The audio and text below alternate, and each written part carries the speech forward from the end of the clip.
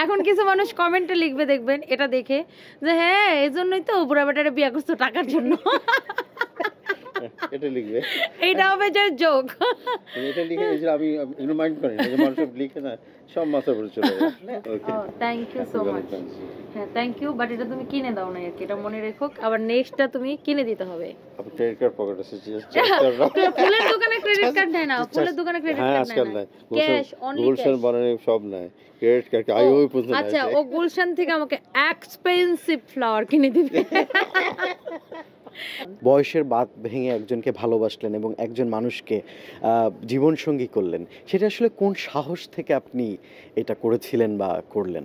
আসলে প্রেমের কোনো বয়স হয় না, এটা হচ্ছে আমার জীবনের অভিজ্ঞতা। এখন এটা বলে যে প্রেমের আসলে আমাদের প্রেম করার জন্য কোনো বয়স লাগে না, যে কোনো বয়সে আপনার জীবনে প্রেম আসতে পারে। আমি শিওর যে আমরা যে সেম এজ যেতাম এত ভালো হতো না। আরেকটা ট্রাস্ট, আমি জানি যে what to trust what not to trust, এই যে ট্রাস্টটা আমাদের মধ্যে, এটা মানে কী বলবো, আই জাস্ট ট্রাস্ট হার, এর কোনো কোয়েশ্চেন নেই, আমি কখনো কোয়েশ্চেন করি না, একদম নেভার। ভালোবাসার মানুষকে কি বলেছেন বা কোনো গিফট দেওয়া হয়েছে কিনা?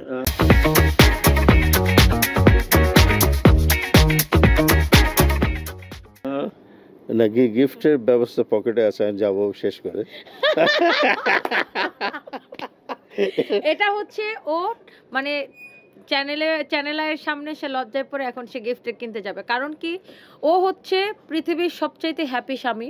কারণ মেয়েদেরকে মানে হাজবেন্ডদের সবচাইতে বেশি কি কিনে দিতে হয়, কাপড় চোপড়, ওরা আমাকে কোনো কাপড় কিনে দিতে হয় না। ও বলে লাগলে নিয়ে পরে ফেলো, কারণ আমার কোম্পানি, আমি লাগলে নিয়ে পরেই ফেলবো। এখন ওর তো এটা নিয়ে কোনো প্যারা নাই, ও হচ্ছে, আমি এই জন্য বলি ও হচ্ছে সবচাইতে সুখী স্বামী এই মুহূর্তে, বিকজ তার বউকে কোনো কিছু কিনে দিতে হয় না। আপনার হাজবেন্ডকে আজকে কি গিফট করতে চান বা কোনো গিফট কেনা হয়েছে কিনা? আমি অনেক আগেই ওকে করে দিছি, একটা ব্র্যান্ডের সানগ্লাস কিনে দিছি 2 দিন আগে। আমি আগেই দিয়ে ওকে দেখাইছি যে দেখো আমি তোমাকে দিচ্ছি, তুমি যেন আমার জন্য নিয়ে আসো, মানে ওকে শেখানোর জন্য ওকে আমি আগেই কিনে দিছি।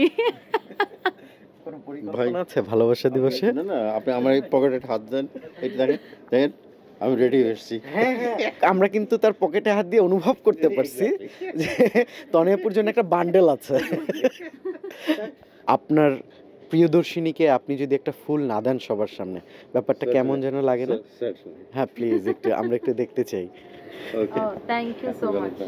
হ্যাঁ থ্যাংক ইউ, বাট এটা তুমি কিনে দাও না আর কি, এটা মনে রেখো। আবার নেক্সটটা তুমি কিনে দিতে হবে।